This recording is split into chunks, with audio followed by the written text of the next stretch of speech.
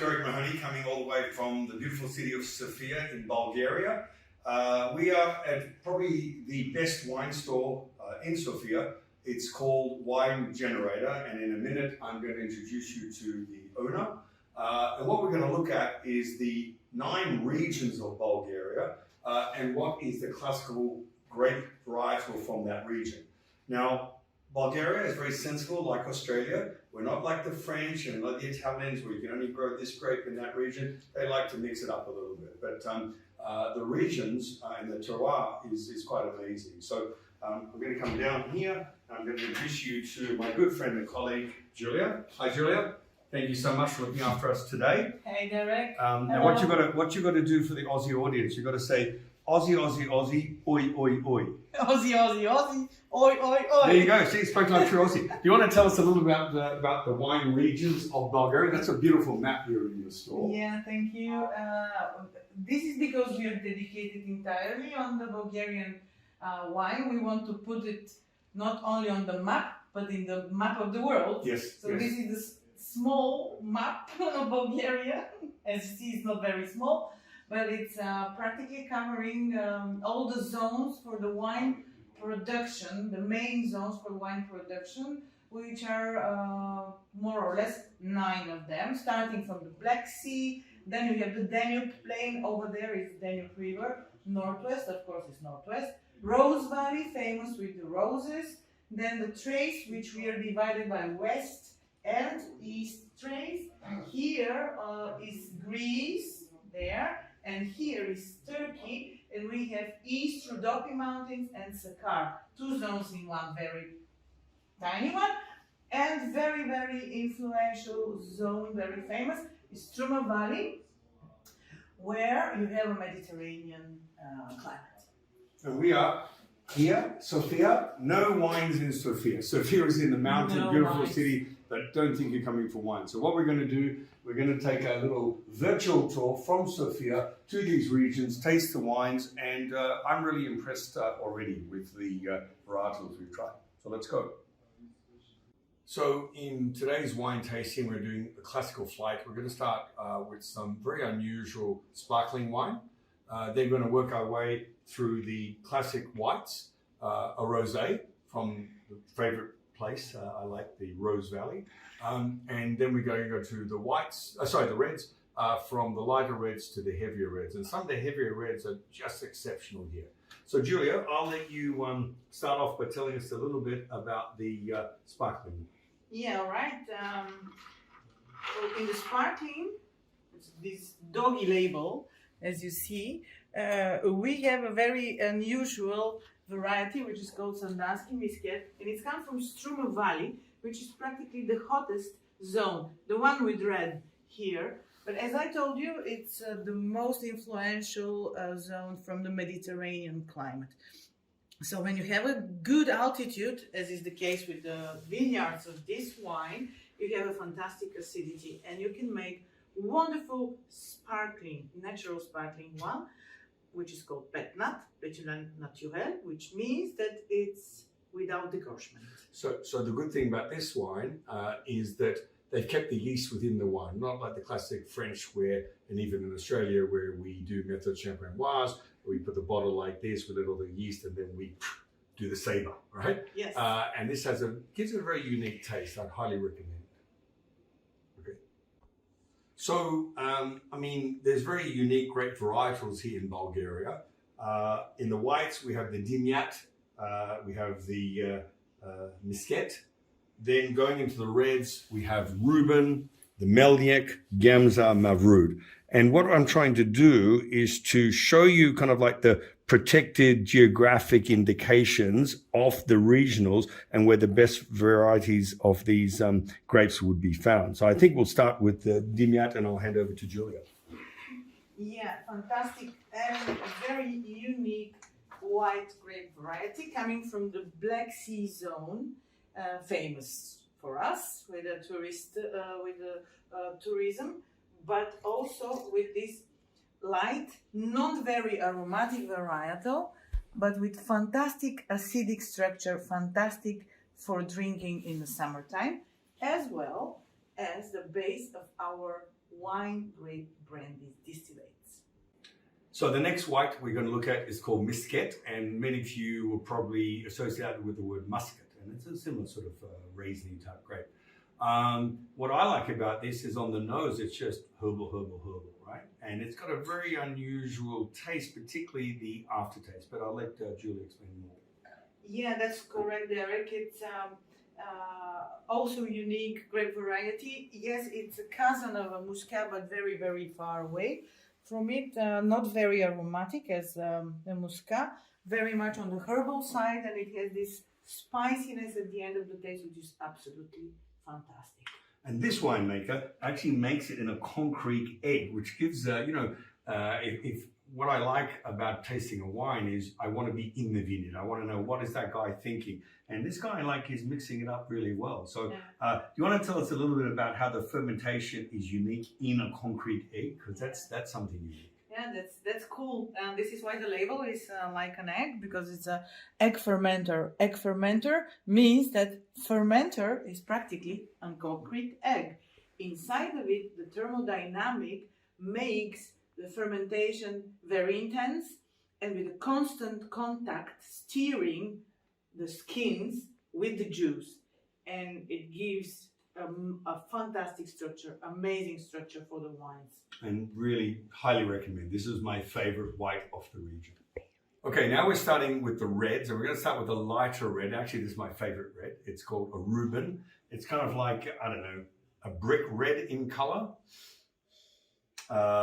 It reminds me of Nebbiolo. I don't know if that's correct or not. Is it? What's the mother and the father of this grape? Yes, exactly because of that. It's a daughter of Nebbiolo and Syrah. The mother is Syrah and the father is Nebbiolo. It's really amazing, interesting crossing, and it reminds a little bit. And what region of all the regions we talked about would we find the best version of this grape? Well, just in the heart of the Trace Valley, in the heart of the country. This is one of the most rich lands with fantastic potential for big, bold reds. Okay, excellent. And for Aussies, we love big, bold reds. I know. So do you want to tell us a little bit more about the Reuben, or this particular grape, this manufacturer? Yes, it's a very, very small boutique family winery. And the wine is coming from really old vines. It's, I think, nearly 50 years old vines. No additives, no filtration, practically as Mother Earth gives the birth to the wine. It's really specific, very easily oxidative, and with fantastic chocolate nose and flavors, which is typical for the variety. And something I really learned today, which has made my entire trip, everyone bangs on that they are the father of wine. The Greeks say it comes from Greece, the Romans say it comes from Rome, but I can tell you the truth. Right here, first time, every grape varietal really comes from Armenia. Do you want to tell us a little bit about the cave in Armenia? That's correct. Actually, the first Vitis vinifera was found as a very ancient seeds in one cave, which is just on the border between Armenia and Turkey, and this solved the question. So there you go. For the Persians, it's not Shiraz. I just want to throw that out there because they love saying that. Outside of Persia, Australia has the oldest, but the oldest grapes come from Armenia. So there you go, good on you. Now, the favorite time for me as a heavy red drinker, we're going for the heaviest red in Bulgaria. And this is delicious. We call this Mavrud. Same sort of region as where the Reuben comes from, which is, we look here, kind of in the valley, in between this purple area and the green area. And let me tell you, this is, like Clare Valley, Australia, you get that sort of black pepper heaviness. You can tell us some more about this delicious wine, please. Yes, Mavrud is, let's say, the flagman of Bulgarian wine industry, the most important variety for us. And it's distinguished with this spiciness, correct? Yep. Derek, this is very good nose, very good palate. and you can easily recognize it as something that has individual. You never tried it before, I'm pretty sure. But once you pick it up, you will not put it down again. Yeah. This is really, if you like the heavy reds, try this. This is very, very unique to Bulgaria, and really it's complex. And I'm sure this is something you would sell, right? Yes, by the way, exactly this bottle comes from a biodynamic vineyards in the heart, really in the heart of the country, in the heart of Trace Valley, the richest land for us. And it has 40 days of appassimento method, which is the first stage of Amarone. Oh, right, okay. So this makes the concentration of this specific Merlot so distinguished. And of course, there's that whole religious theme of Jesus and the 40 days and Easter, etc., etc. But, you know, if you like the concept of maybe drying your grapes and giving that extra flavor, which the Italians do superbly well, this is your wine. Excellent. So now we're talking about probably, you know, the grape I relate to the most from my vineyard, the Pinot Noir. Now, Pinot Noir, as you know, is a very different grape to grow. You know, it's like your most high maintenance girlfriend you ever had. That's what I say. You got to prune it and look after it, and then it can turn on you like you wouldn't believe.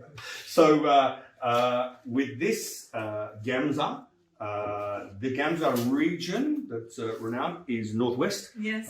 This area here, and certainly what I'm tasting here is maybe a little bit of black curranty taste, but very much like a Pinot. But maybe do you want to tell us a little bit more about the Gamza?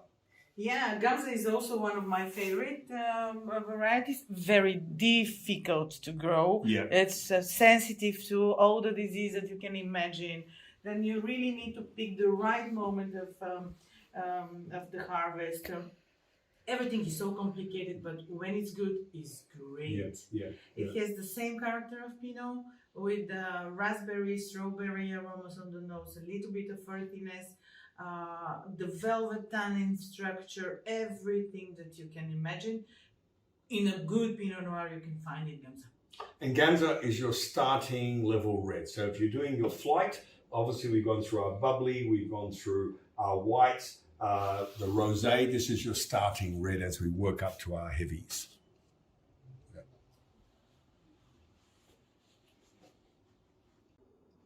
Okay, so now we're tasting kind of the middle level red as far as the heaviness, and this is called Melnik. And Melnik comes from this region. So here is where Sofia is. This is just all mountains, basically, right? But here, I'm thinking you get a Mediterranean sort of influence.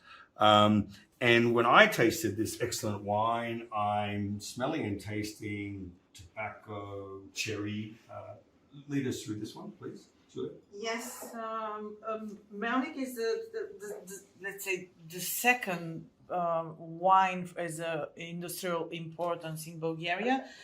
This one specifically comes from very old vineyards, 60 to 70 years old, from a volcano-based soils, very poor land, fantastic for quality wine growing. It's a middle body variety wines, and yes, you're correct. It gives a spiciness as a sweet spices, as tobacco leaf and morello cherries in milk chocolate. It's very delicious and very distinguished. Something that you've never tasted before. In fact, I'm so impressed with Bulgarian wines. You know what happens every time I travel? We buy the wines, we go home, and we have a dinner party. We try and pair the wines with the different food, and the food in Bulgaria is amazing as well.